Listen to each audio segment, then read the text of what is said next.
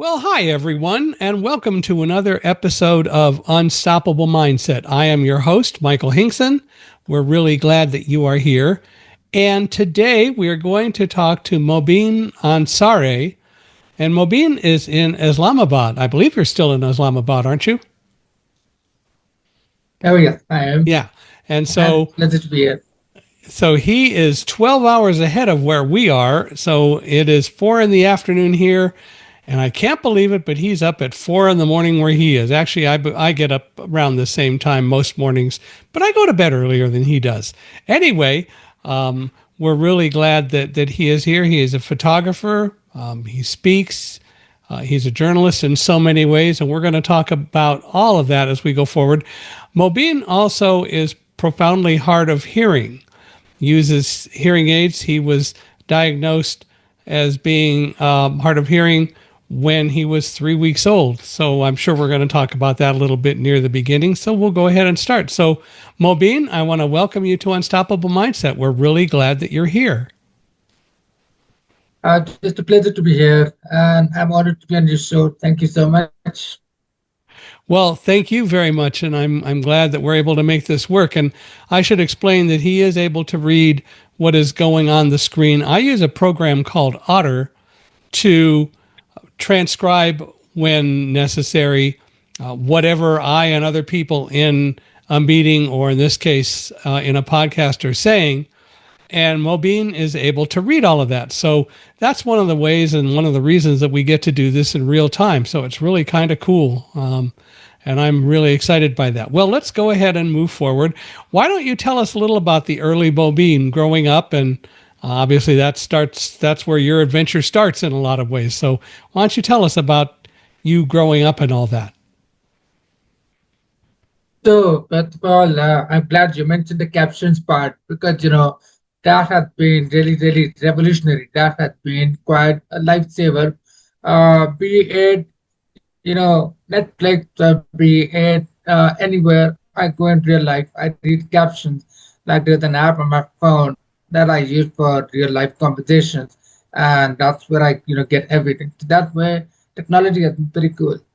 So, I do that because of my hearing loss, as you mentioned.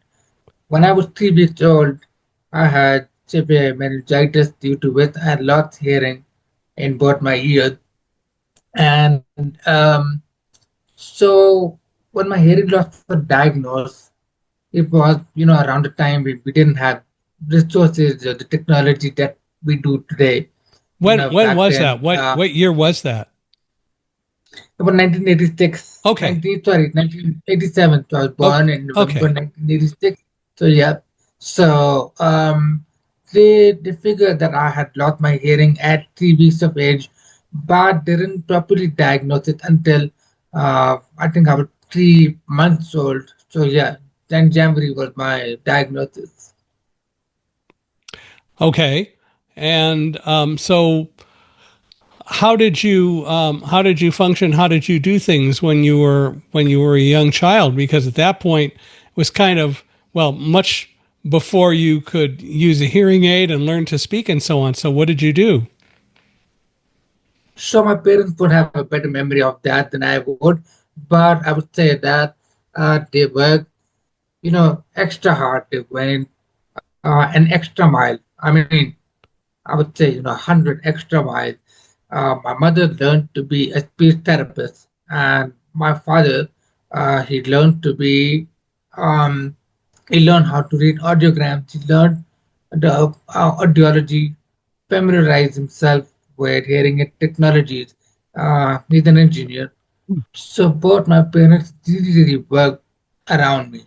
They obviously went to a lot of doctors. Obviously, I was a very difficult child, but I think that actually laid the foundation in me becoming an artist because today the hearing aids they fit right into my ear, so you cannot see it. Partially because my hair is longer, but back then hearing aids used to be almost like on a harness and used to be full of wires, so you would actually stick out like a sore thumb. So obviously you stand out in a crowd, so I would be very conscious. and I would often, get asked what this is. So I would say this is a radio. But for most part of my childhood, I was very introverted. But I absolutely loved art. My grandmother was a painter, and she was also a photographer, as well as my grandfather, the hobbyist photographer. And seeing them create all of the visuals in different ways, uh, I was inspired, and I would tell my stories in form of sketching or making modified action figures. And photography was something I picked up way later on in high school, when the first digital camera had just come out, and I finally started, really interacting with the world. So early on, you drew because you didn't really use the camera yet. Um, and I think it's very interesting how much your parents worked to make sure they could really help you. As you said, your mother was you became a speech therapist, and your father learned about the technologies and so on. So, when did you start using hearing aids? That's a good question. I think I probably started using it when I was uh, 2 years old, Okay. roughly. Yeah, yeah, that's when I started using it. But then, I think I'll probably have to ask my parents. They're fast asleep at the moment, so. They were, But you yeah, know, go ahead. I think they worked around me. They really improvised on the situation. They learned as they went along, and I think I learned speech gradually. There's a lot of technical know-how about this, but I would also have to credit John Tracy Clinic in Los Angeles because back then there was no mobile phone, there were no emails, but my mother was put in touch with John Tracy Center in LA, and they would send her a lot of material back and forth for many years, and they would provide her guidance. They would provide her a lot of um, articles, a lot of details on how to help me learn speech. A lot of visuals were involved, and because of the emphasis on visuals, I think that kind of pushed me further to become an artist because I would speak more with visuals, so to say. So it was sort of a natural progression for you, at least it seemed that way to you, to start using art as a way to communicate, um, Absolutely. as opposed to talking. Yeah, absolutely. You know, so I would like fast forward a little bit to my high school. Um, so, I was always a very shy child up until, my early teens. And the first digital camera had just come out. This was like 2001, 2002.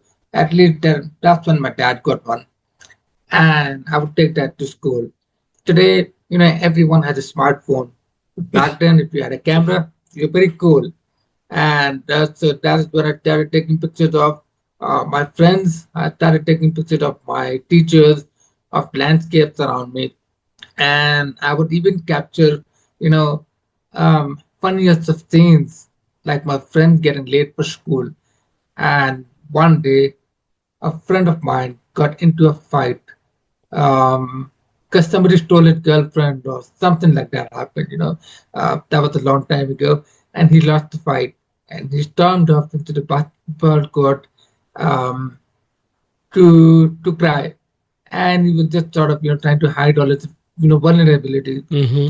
I happened to be in the same place as him, and I had my camera, and I was like, should I capture this moment or should I let this moment go? And well, I decided to capture it. And that is when raw human emotion truly started to fascinate me. So I was born in a very old city. I live in the capital of Islamabad right now. but I was born in the city of Rawalpindi, and that is home to lots of old, heritage sites, lots of old places, lots of old interesting scenes, and that always inspires you, that always makes you feel alive. And I guess all of these things came together, and I really got into the art of visual storytelling. And by the end of my high school graduation, everybody was given an award. The certificate that I was given was, it was called pictorial historian, and that is what inspired me to really document everything, document my country, document its people, document landscape. In fact, that award it actually hangs in my studio right now. It's been there for over 21 years, but it inspires me a lot to this day. So, going back to the story you just told, did you tell your friend that you took pictures of him when he was crying? Eventually, yes. I was not so familiar with the content back then, but the guy was Yeah, a friend. Now he knows. So I mean, everyone we were all kids, so that was a yeah. very yeah, that was a very normal circumstance. But yeah, he knows. How did he react when you told him? Oh, he was fine. He was very cool about it. Okay, So, well, that's good. but I should probably touch base with him. I haven't spoken to him for many years. But yeah, Well, but as long as but obviously you were good friends and you were able to continue that. So that's pretty cool. So you your hearing aids were also probably pretty large and pretty clunky as well, weren't they? yeah, they were. But with time, my hearing aids became smaller and Oh, smaller. sure. And so the hearing aid model that I'm wearing right now, that kind of started coming in place from 1995, 1995, 96 onwards. Um, but like even today, it's called like BDE, behind the ear hearing aids. Even today, I still wear the larger format because my hearing loss is more, it's on the severe, profound side, right? So it's like if I take my hearing aids off, I cannot hear. But that's a great thing. Because if I don't want to listen to anybody, I can just take my You hearing aids off. can It's a take them great off. blessing in disguise, right? And I can sleep peacefully at night. Have you ever used bone conduction headphones or earphones?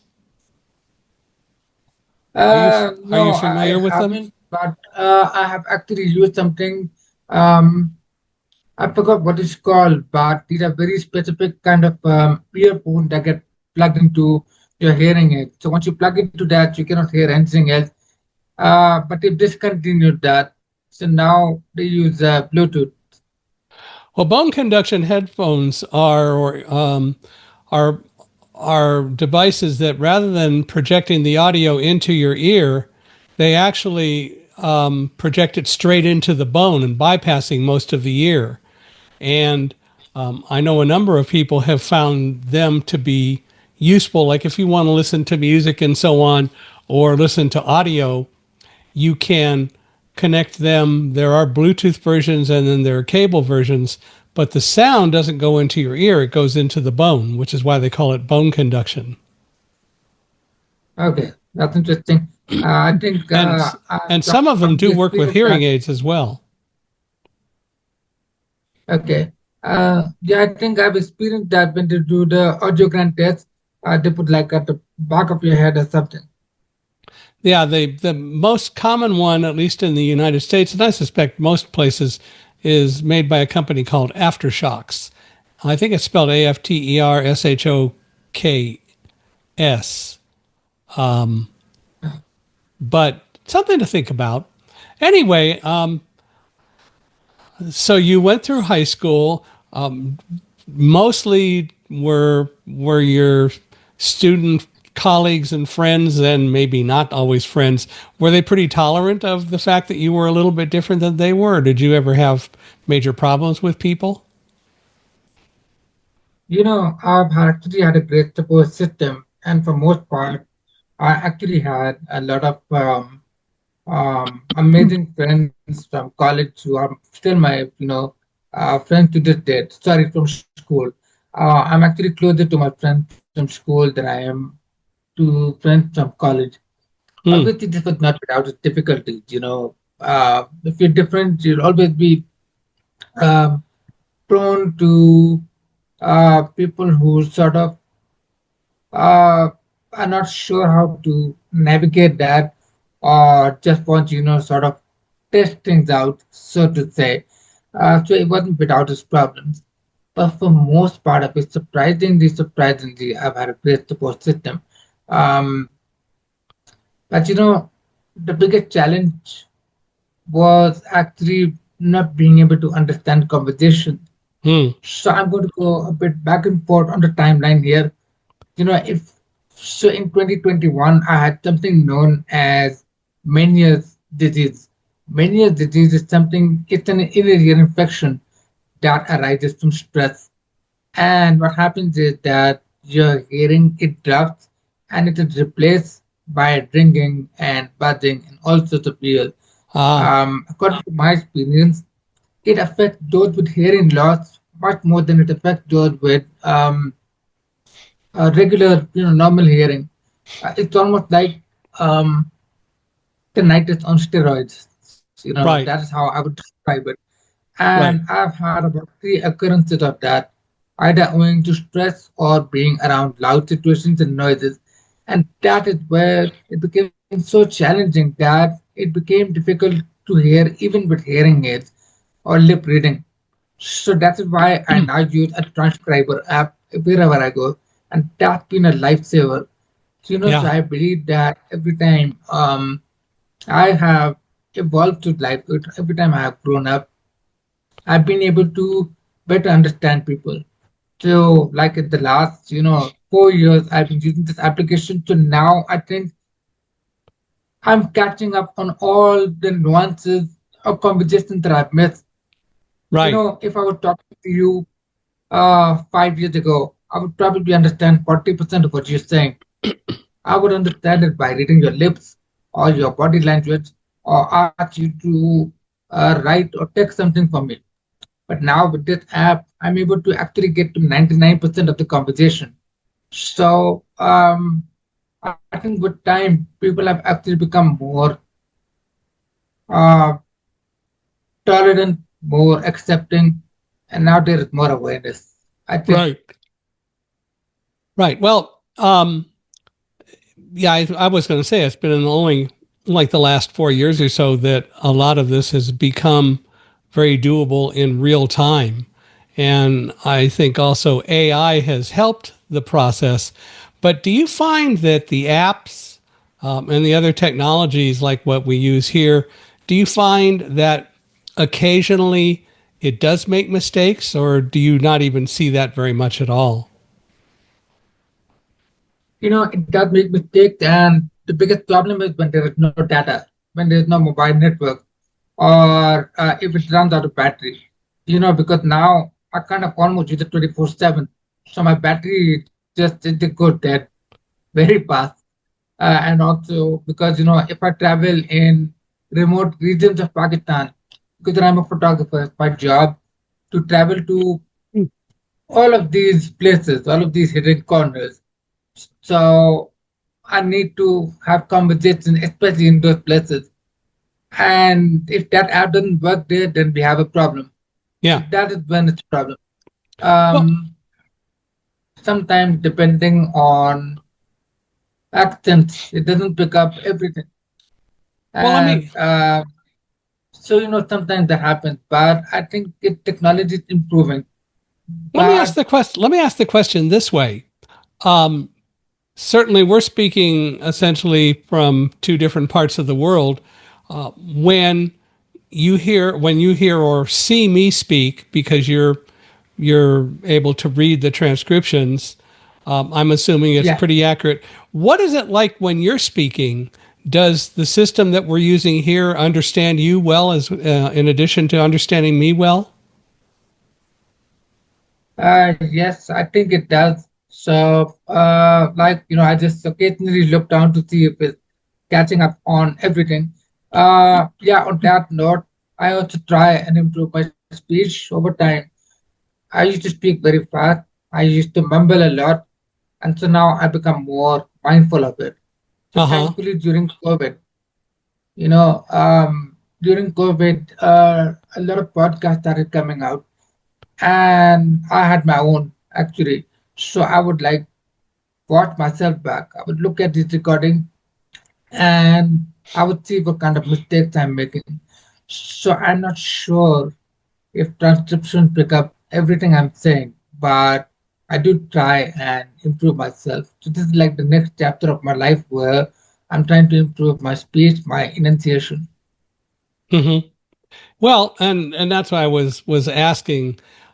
It must be a great help to you to be able to look at your speaking through the eyes of the translate well, not translation, but through the eyes of the speech program, so you're able to see what it's doing, and as you said, you can use it to practice, you can use it to improve your speech.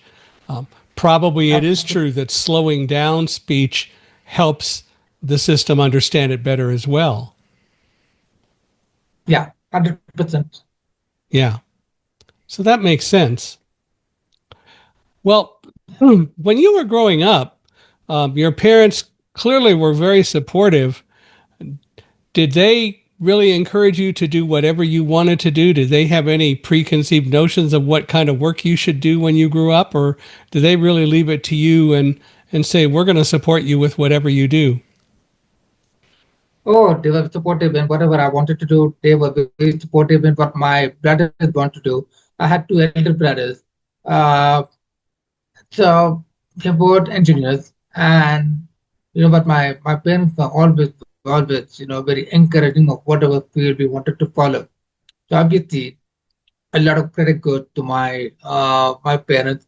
Um, Also because they, even for their very distinct fields, they actually had a great understanding of arts and photography, especially my dad. And that really helped me have conversations, when I was younger, to have a Mm-hmm. better understanding of art. So, because my grandmother used to paint a lot, and because she did photography, when she migrated from India to Pakistan in 1947, she took like really, really powerful pictures.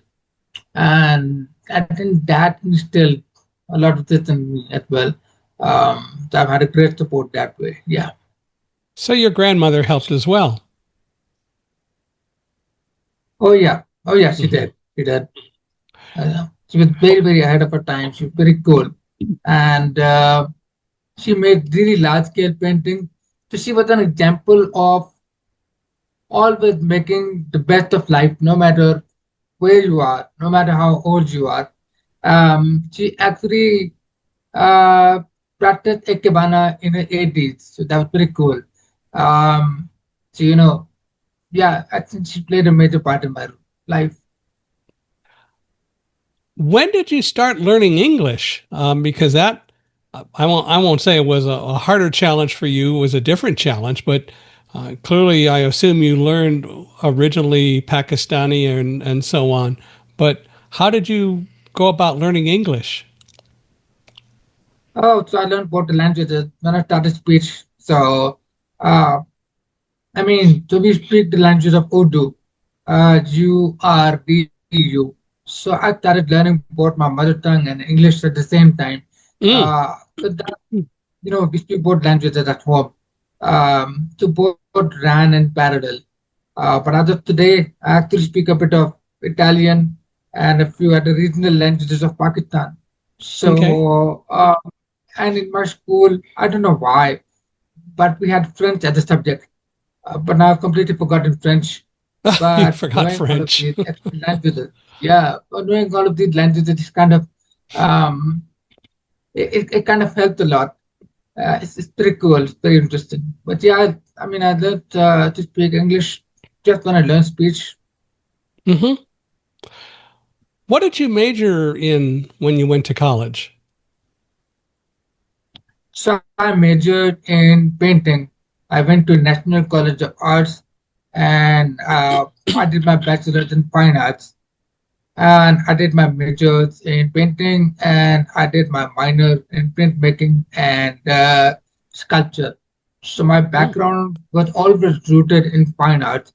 Photography was something that ran in parallel until I decided that photography was the ultimate medium that I absolutely love doing.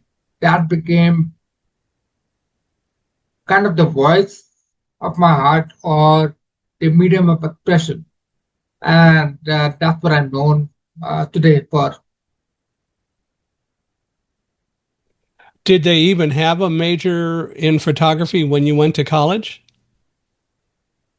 No, Yeah. photography was something that I learned, as a hobby because I Yeah. learned that during school, and I was self-taught. One of my uncles is a globally renowned photographer. Uh, so he also taught me, you know, the art of lighting. He also taught me um, on how to interact with people, on how to set up appointments. He taught me so many things. So you could say that being a painter helped me become a better photographer. Being a photographer helped me become a better painter. So both went hand in hand. They Hmm. both coexisted. Okay. Um, so yeah, so photography is something that I don't exactly have a degree in, but it's something that I learned because I'm more of an art photographer. I'm more of an artist than I'm a photographer. Okay. But you're using photography as kind of the main vehicle to display or Absolutely. project your art. Absolutely, Yeah. absolutely. Yeah. So what I try to do is I still try to incorporate painting into my photography, meaning I try to use the kind of lighting that you see in painting, all of these subtle colors that Rembrandt or Caravaggio use. So I try to sort of incorporate that. And anytime I print my photographs, I don't print it on paper. I print it on canvas so that Mm-hmm. there's a painterly element to it.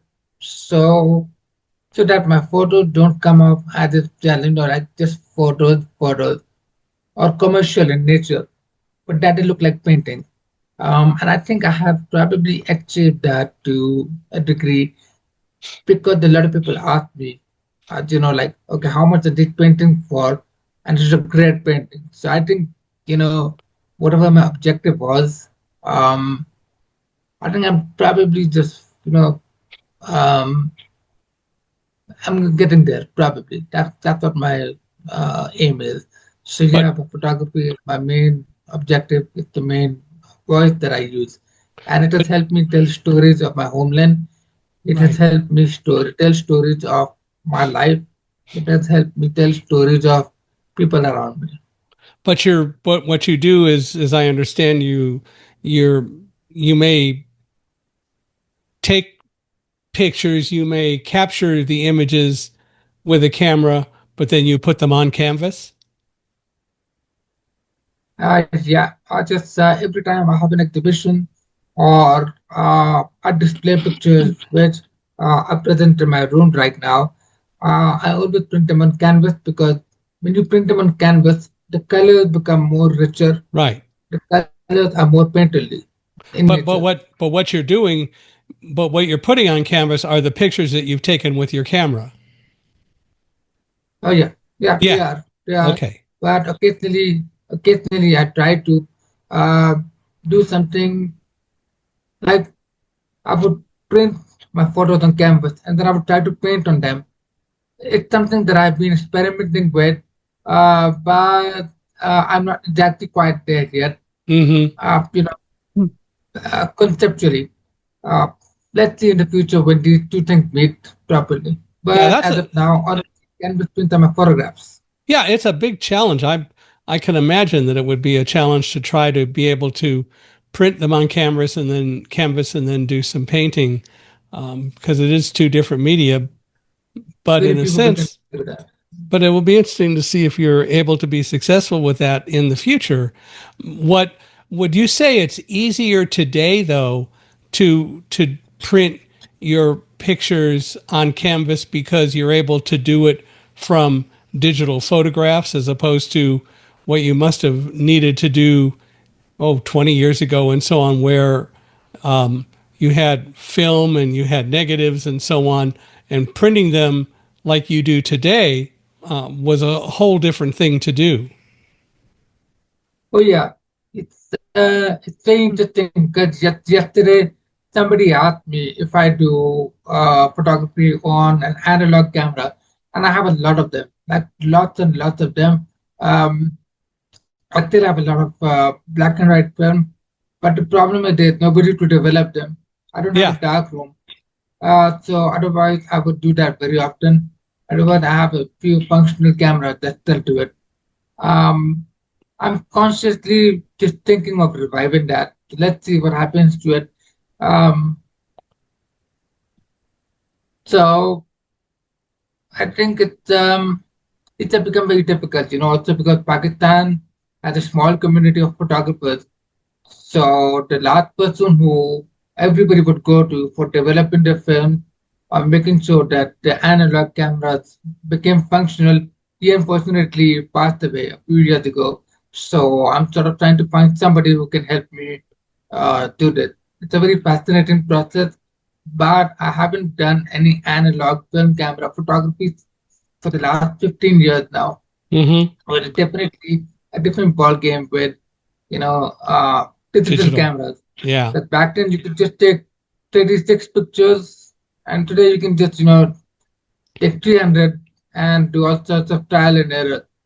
But I tried, you know, I think I'm a bit of a purist when it comes to photography. So I kind of try and make sure that I get the shots uh, at the very first photograph, you know, because that's how my dad trained me on analog cameras. Because back then you couldn't see how the pictures are going to turn out until you printed them. So every time my dad took a picture, he would spend maybe 2 or 3 minutes on the setting, and he would really make the person in front of him wait a long time. And then he would work on shutter speed or the aperture or the ISO. And once he would take that picture, it's perfect. No Yeah. need to do anything to it, you know. But So transposing that's it, what I try but to follow. transferring it from an analog picture back then to canvas must have been a lot more of a challenge than it is today. No, back then it wasn't canvas printing. Canvas printing was something that uh, I guess I just started discovering from 2014 onwards. So it was like during the digital era. But you were still able to do it because you just substituted canvas for the typical photographic paper that you normally would use is what I hear you say. Oh yeah, so that Uh-huh. was back then. I was just printed, but canvas printing was something that I figured out much later on. Right.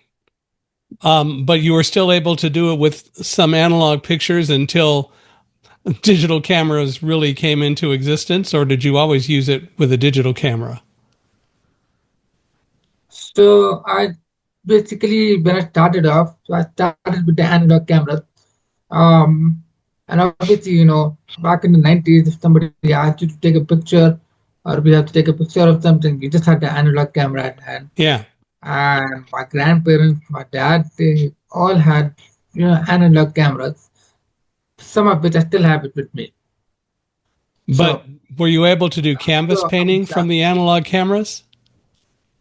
no, no, Yeah, I that's what I haven't was tried to it, wondering. but no, I haven't tried to it. No. Yeah. But I think Hmm. it must have been possible. But I've only tried canvas printing in the digital realm.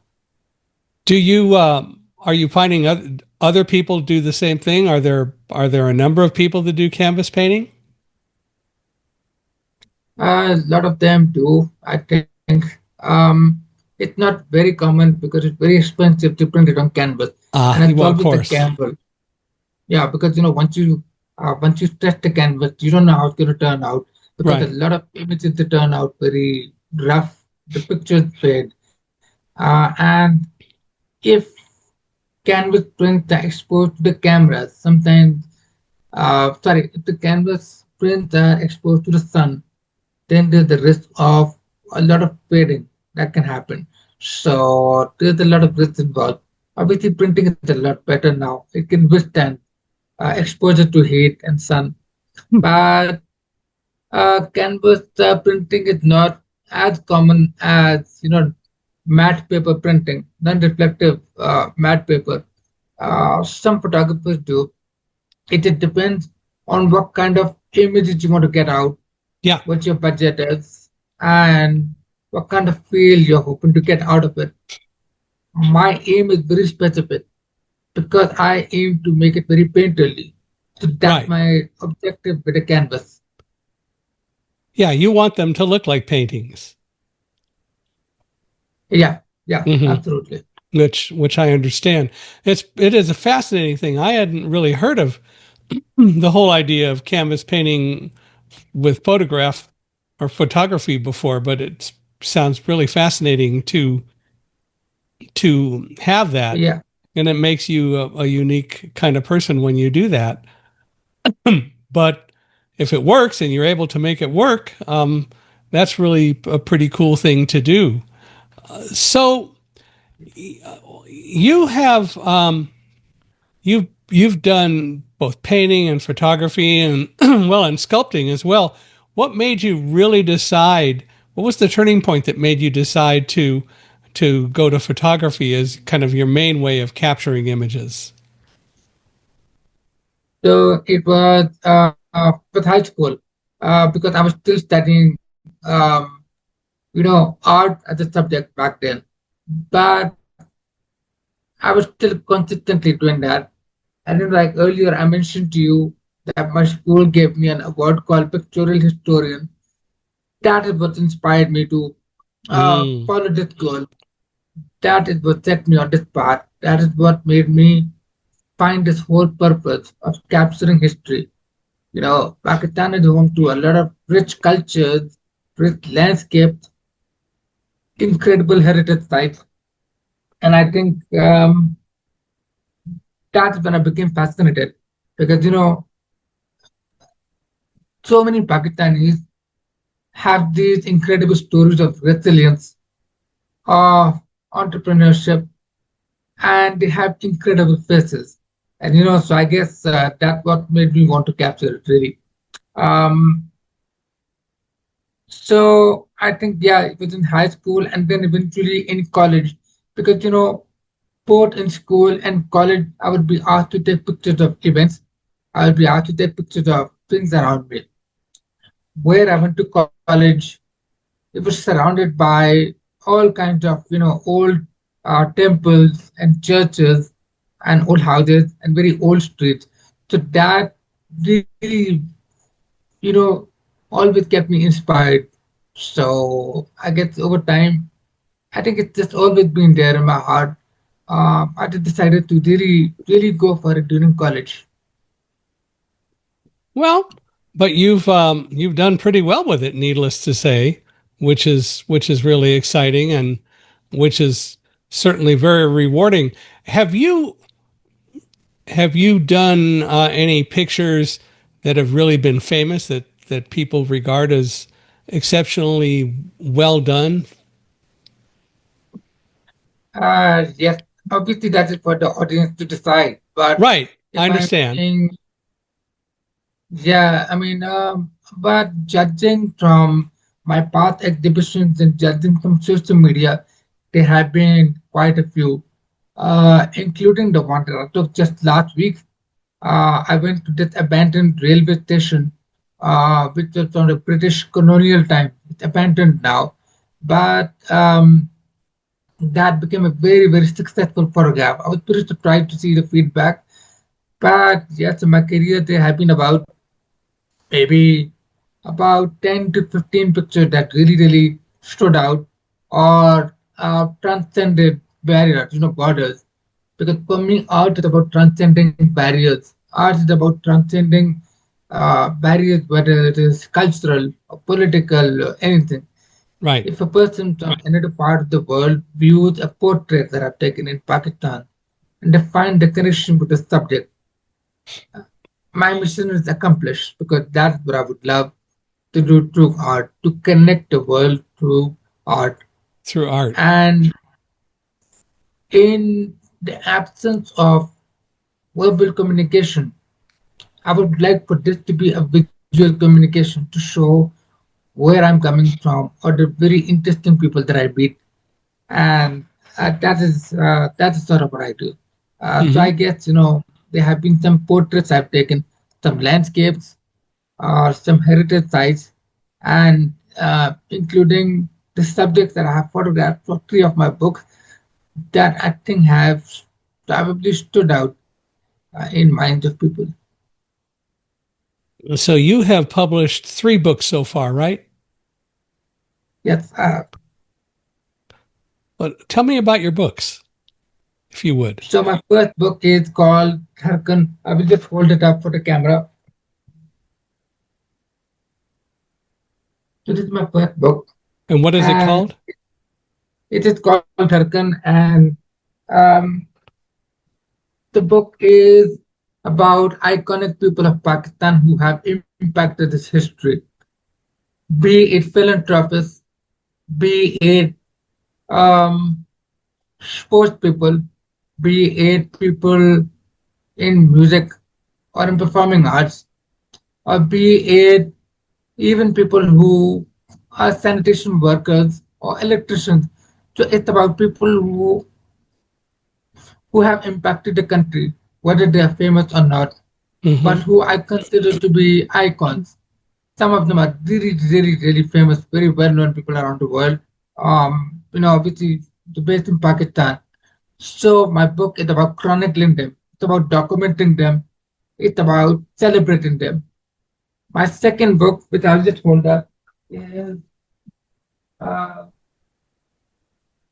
it's That's called okay. Wiping the Most Flag. people are going to listen to the podcast anyway, but go And ahead. yeah, so basically, it's Wiping the Flag is about the religious minorities of Pakistan because Okay. Pakistan is largely a Muslim country, but when people around the world they look at Pakistan, they don't realize that it's a multicultural society. There's so many religions. Pakistan is home to a lot of ancient civilizations, a Hmm. lot of religions that are there. And so this book documents lives and festivities of religious minorities of Pakistan. Like in my childhood, have actually attended Easter Mass, Christmas, and all of these festivities because my father's best friend was a Christian. So we had that exposure to, different faiths, how people practice them. So I wanted to document that. That's my second book. My third book, It's wonderful that you had parents that were willing to not only experience but share experiences with you about different cultures, different people, so that it gave you a broader view of society, which is really cool. absolutely, absolutely. So your third book. A lot of credit goes to them. So my third book is a sequel to my first one. Same topic, people who have impacted the country. And obviously, Pakistan has a huge, huge population. It has no shortage of uh, heroes and heroines and people who have created history in the country. So my first book has 98 people, obviously, which is not enough to feature everybody. So my second book, it features 115 people. So it features people who are not in the first book.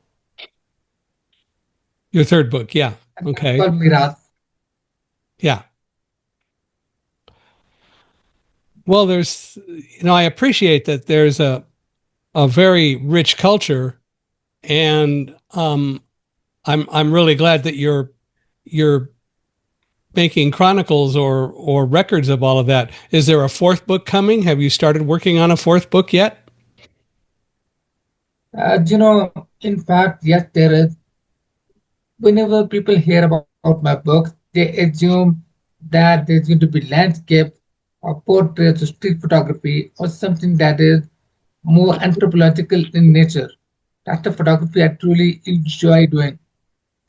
These are the photographs that are displayed in my studio right now. So, but I was never really ready for it because Pakistan has, we have 4 provinces. And when I started these books, I hadn't really documented everything.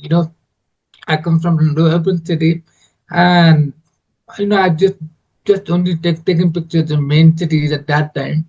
But now I've taken pictures everywhere. I've been literally to every nook and cranny in the country. So now I have a better understanding, a better visual representation. Mm-hmm. So a fourth book is maybe down the line, maybe 5 years, 10 years. I don't know yet. Well, one thing that I know you're interested in and that you've at least thought about is the whole idea behind climate change and the environment. And I know you've done some work to travel and document climate change and the environment and so on. Tell us more about that and where that might be going. So on that note, Michael, there's a lot of flooding going on in Pakistan. Um, in just one day, almost 314 people died, with many others feared missing. We've had some of the worst flooding this time round, and so we are reeling from that. And we had some major flooding some 3 years back as Mm. well. So climate change is no longer a wake-up call. We had to take action years ago, if not, yesterday. And so right now we are seeing effects of it.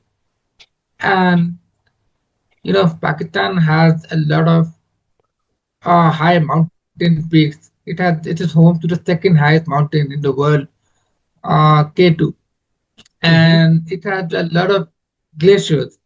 People talk about melting polar ice caps. People talk about effects of climate change around the world, but I think it has to be seen everywhere. So in Pakistan, especially, climate change is really, really rearing its face. So I have traveled to the north to capture melting glaciers, to capture stories of how it affects different communities, their water supply, and their agriculture. So that is what I'm trying to do. And if I take pictures of a desert down south where a sand dune is spreading over agricultural land that it wasn't doing up until 7 months ago. So, climate change is it's everywhere. Um, right now, we are experiencing rains every day. This has been the longest monsoon. So, it has also affected the way of life. It has also affected uh, ancient heritage sites. Some of these heritage sites, which are over 3,000 years old, and they have withstood, you know, uh, so much, but they are not able to withstand what we are facing right now. And unfortunately, with unregulated construction, with carbon emissions here and around the world, with deforestation, I felt that there was a strong need to document these places, to bring awareness of what is happening, to bring awareness to what we would lose if we don't look after Mother Nature. So Mm-hmm. that's the work I have been doing on climate change as well as topics of global health and migration. So those two topics are also very close to my heart. Have you done any traveling outside Pakistan? Oh yeah, I mean I've been traveling abroad since I was very little. I have exhibited in Italy, in the United States. I was just in the US this February. My brother lives in Dallas, so yeah, I keep traveling because of my workshop, because of uh, my book events or my exhibition. They're usually here and around the world. Have you done any photography work here in the United States? Yeah, I have. I mean, in the US, I just don't exactly do photography, but I do workshops because whatever stories Hmm. that I capture from Pakistan, I do it there. The Okay. funny thing is, the funny thing is that when you take so many pictures in Pakistan, you become so used to rustic beauty and a very specific kind of beauty that you have a hard time capturing what's outside. But I've always just enjoyed taking pictures in Mexico, in Netherlands, in Italy, in India, because there's that rustic beauty. But for the first time, I actually spent some time on photography this year.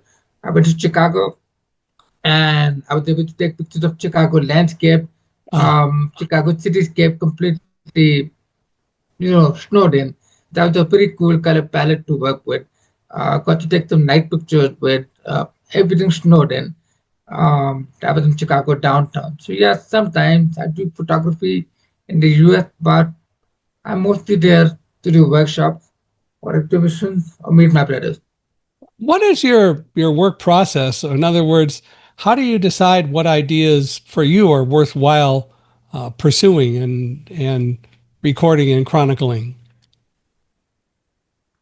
So I think it depends on where there is story, where there is a lot of uniqueness. That is what stands out to me. And obviously, beauty is there, but there has to be depth, there has to be some uniqueness. Like if you look at one of the pictures behind me, this is a person who used to run a library that had been there since 1933. His father, he had this really cool library.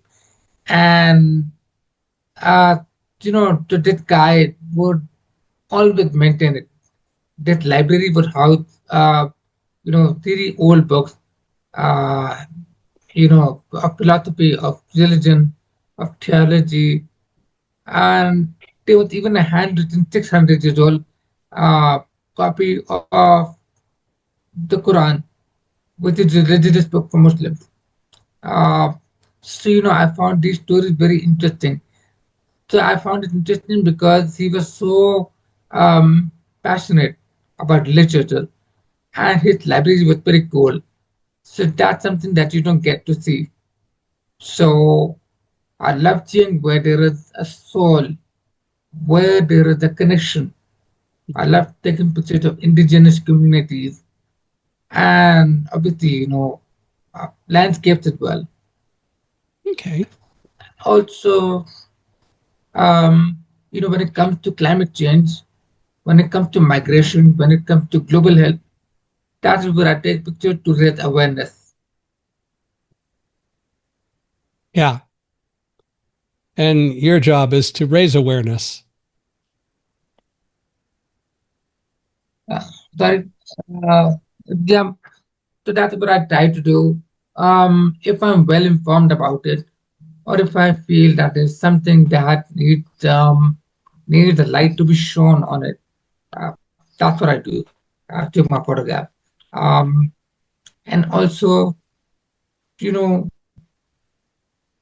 whatever has this appeal, whatever has a beauty, whatever has a story, that's in the spur of the moment.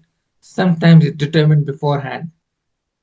Um, like this year, it particularly helped me understand how to pick my subject. Even though I've been doing this for 22 years, this year I did not do as much photography as I normally do, and I was very, very, very picky about it. Like last week, I went to this abandoned railway station. I decided to capture it because it's very fascinating. It's no longer used, but the local residents of that area they still use it. And if you look at it, it kind of almost looks like It's a science fiction film. So, I'm a big Star Wars fan. I'm a big Star Trek fan. So, yes, I'm in both the camps. So, I also like something that has these elements of fantasy to it. So, my work, it can be all over the place sometimes. Hmm. Well, as a speaker, um, it's clearly very important to you to share your own personal journey and your own experiences. Why is that? Why do you want to So, share what you do with others? earlier, earlier I mentioned to you that John Tracy Center played a major role in my life. They helped my mother.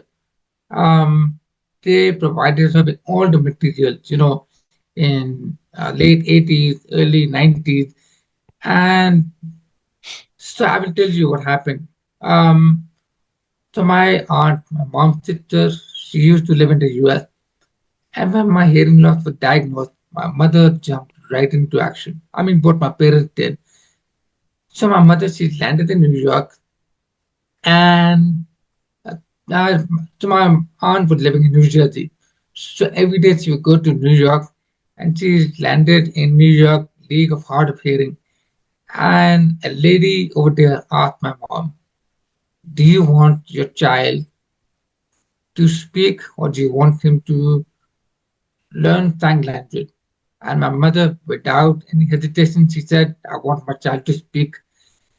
And so she was put in touch with John Tracy Center, and rest was history. And they provided her with everything that was needed. So I am affiliated with the center as an alumni.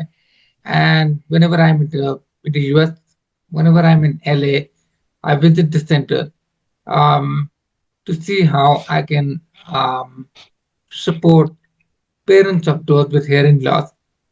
And I remember, uh, I remember when I went in 2016, 2018, I gave a little talk to the parents of those with hearing loss, and I got to tour the place as well, where I spent my childhood. John Tracy Center every time I went there. Um, I saw the same fears. I saw the same determination in parents of those with hearing loss as I saw in my parents' eyes. Mm-hmm.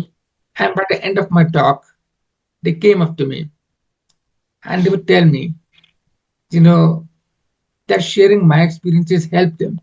It motivated them. It helped them not be discouraged because having a child with hearing loss is not easy. And there was this lady from Ecuador. She spoke in Spanish, and she had a translator, tell me this. So to be able to reach out with those stories, to be able to provide encouragement and any little guidance or whatever little knowledge I have from my experience, it gave me this purpose. And a lot of people, I think, you feel less lonely in this. You feel heard, you feel seen. And when you share experiences, then you have sort of a blueprint of how you want to navigate things. Mm-hmm. And if one small thing can help the other person, that's fantastic. That's why I share my personal experiences, not just to help those with hearing loss, but with any challenge. Because when you have um, a challenge, when you have um, when a person is differently able, so it's a whole community in itself. We lift each other up, and if one story can help do that, because like for me, um, my parents always told me, never let your hearing loss be seen as a disability. Mm-hmm. Never let it be seen as a weakness, but let it be seen as a challenge that makes you stronger. And that is what I aspire to do. Be it when I had hearing loss all my life, be it when I had tinnitus or manias or anything. So I want to be able to become stronger from to share my experiences with it. And that is why I feel it's important to share these stories. And I think that's absolutely appropriate and that's absolutely right. Do you have a family of your own? Are you married? Do you have any children or anything? Oh, not yet, not Not yet. yet. You're still Hopefully working on soon. that, huh? Well, so to say, yeah, I've just been married to my work for way too long. Oh, there you are. There's nothing wrong with that. You've got Um, something that you no, can, but kind of get tiring after a while. yeah. Well, if the right person comes along, then that will happen. But meanwhile, you're doing a lot of good work, and I really appreciate it. And I hope everyone who Thank you listens very and much. watches this podcast appreciates it as well. If people want to reach out to you, how do they do that? They can send me an email, which is out there for everybody on my website. I'm on all my social media as well. My email is mobeen.ansari at Can, gmail.com. can you spell that? Can you? Yeah, I'm sorry. Go ahead. Mobeen dot Mobeen ansari dot a. Do it once more. Mobeen. MOBEEN dot ANSARI at gmail.com. At Uh, gmail.com. Okay. that's my email for everybody to see. And your website is? Babinansari.com, same as my name. Okay. So it's Mobeen.Ansari at, or dot, www.mobeen.ansari or just Mobeen Ansari? Just Babinansari.com. No dot between Mobeen and Ansari. Okay. So it's No, no. It's just my www.mobeenansari. email that has the dot. Yeah. So it's www.mobeenansari.com. Yes. Well, great. I have absolutely enjoyed you being with us today. I really appreciate your time and your insights. And I value a lot what you do. I think you represent so many things so well. So thank you for being here with us. And I want to thank all of you who are out there listening and watching the podcast today. I'd love to hear your thoughts. Please email me at michaelhi at accessibe.com. That's michaelhi at accessibe, accessibe.com. And we appreciate it if you would give us a 5-star rating wherever you are observing the podcast. Please do that. We value that a great deal. And if you know anyone else who ought to be a guest, please let me know. We're always looking for people. And Mobeen, you as well. If you know anyone else who you think ought to be a guest on the podcast, I would appreciate it if you would introduce us. But for now, I just want to thank you one more time for being here. This has been absolutely wonderful. Thank you for being on the podcast with us today. Thank you so much. It's been wonderful. And thank you for giving me the platform to share my stories. And I hope that it helps whoever is watching this. It's an honor speaking to you. Thank you.